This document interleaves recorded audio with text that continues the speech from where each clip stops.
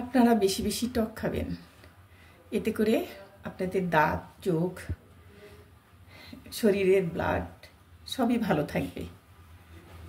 আপনারা বেশি বেশি খাবেন টক, কিছু না কিছু হলেও খাবেন। জাম্বুরা, আমরা যে কোনো টক হোক না, তেঁতুল, এখন তো অনেক ধরনের। আচারের চেয়ে এরকম আপনারা কিনে খাবেন, দেখবেন সবচেয়ে বেশি ভালো লাগবে।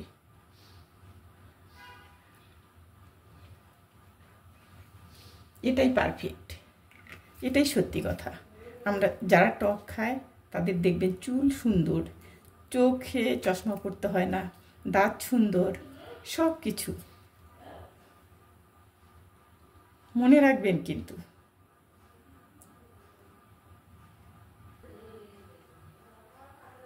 লোভ লেগে যায়।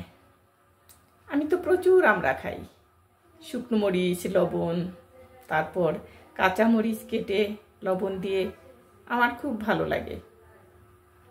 আপনারা খাবেন। এখন তো প্রচুর আমরা পাওয়া যায়, আচারের চেয়ে কাঁচা খাওয়া ভালো।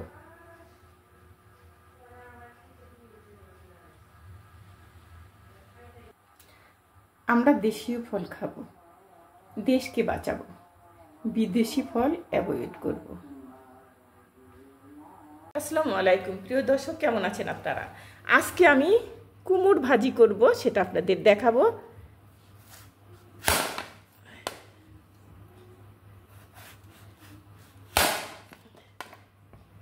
এটা আমি ভালোভাবে কেটে নিব।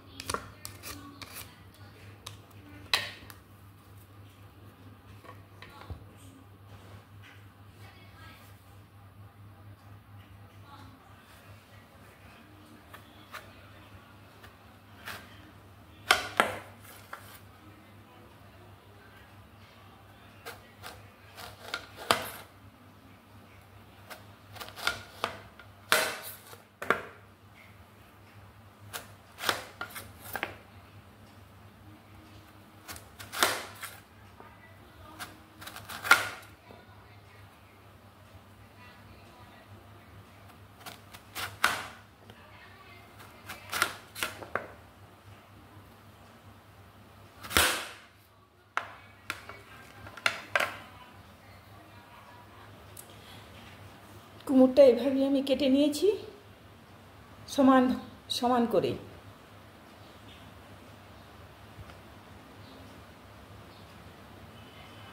এখন আমি এটা একটু আর কি পানিটা ফুটাবো না, একটু আর কি ফুটিয়ে উঠবে পানিটা।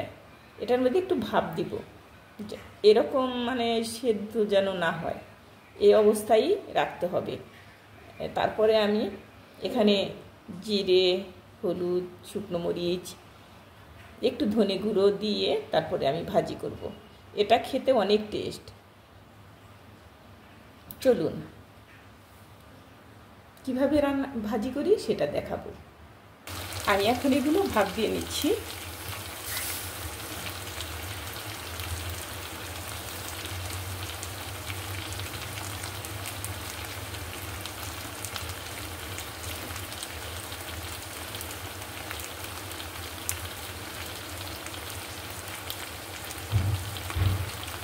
পানিটা ফুটলে নামিয়ে ফেলবো।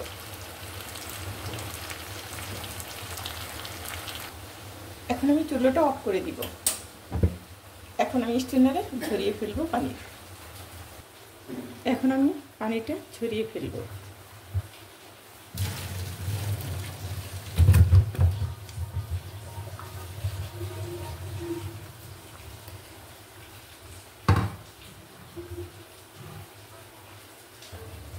মরিচ 1 চামচের কম,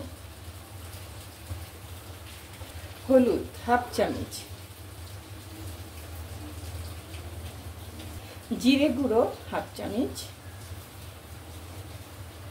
লবণ স্বাদ মতো।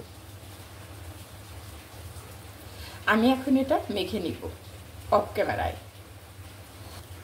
স্টেনারে মাখতে পারিনি, ওটার যে ছিদ্রে আছে ওগুলো দিয়ে মশলাটা পড়ে যাবে, তার জন্য আমি এটাই ঢেলে নিয়েছি। আপনারা এখন বেশি বেশি সতর্ক থাকবেন। বাচ্চারা নিজেদের বয়োজ্যেষ্ঠদের বেশি বেশি টেক কেয়ার করতে হবে, কারণ যদি জ্বর আসে এখন তাহলে কিন্তু উপায় নেই। আপনারা সবসময়ই সাবধানে থাকবেন। বলার দরকার নেই, তবু বললাম সবাই সাবধানে সতর্কতা অবলম্বন করেই চলে, কিন্তু তবু আমি বললাম, কারণ বাসায় মানে ঘরে ঘরে জ্বর আসছে সবারই। আমার মেখে নেওয়া শেষ, এখন আমি চুলায় যাব। চুলাটা অন করে দিয়েছি, তেল ঢেলে দিচ্ছি। তেলটা গরম হয়ে গেছে, এখন আমি দিয়ে দিচ্ছি।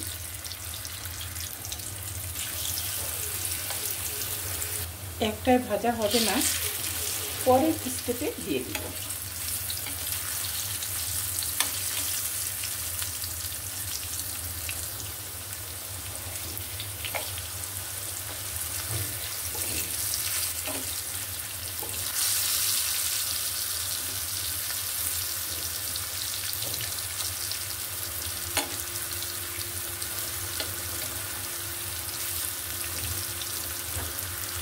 এখন আমি উল্টিয়ে দিচ্ছি।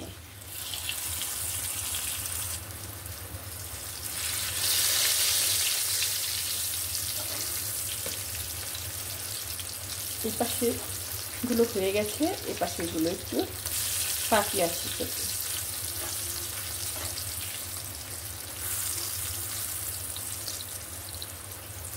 এগুলো আমি উঠিয়ে ফেলবো।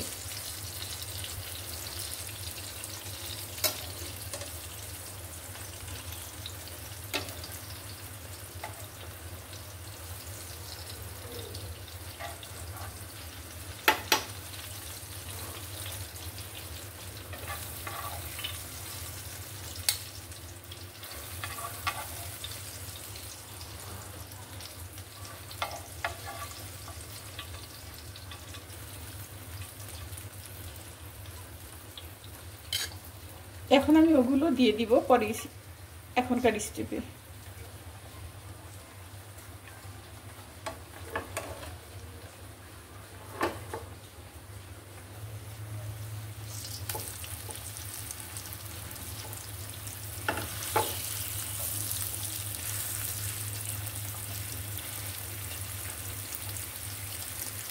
চুলোটা অফ করে দিলাম, হয়ে গেছে আমার ভাজি।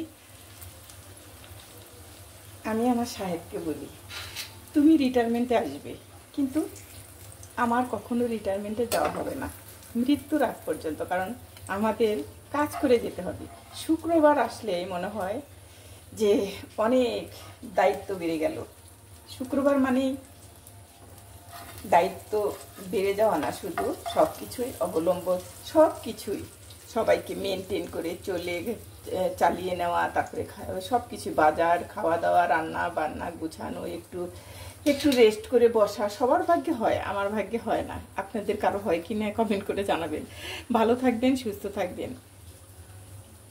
আল্লাহ হাফিজ।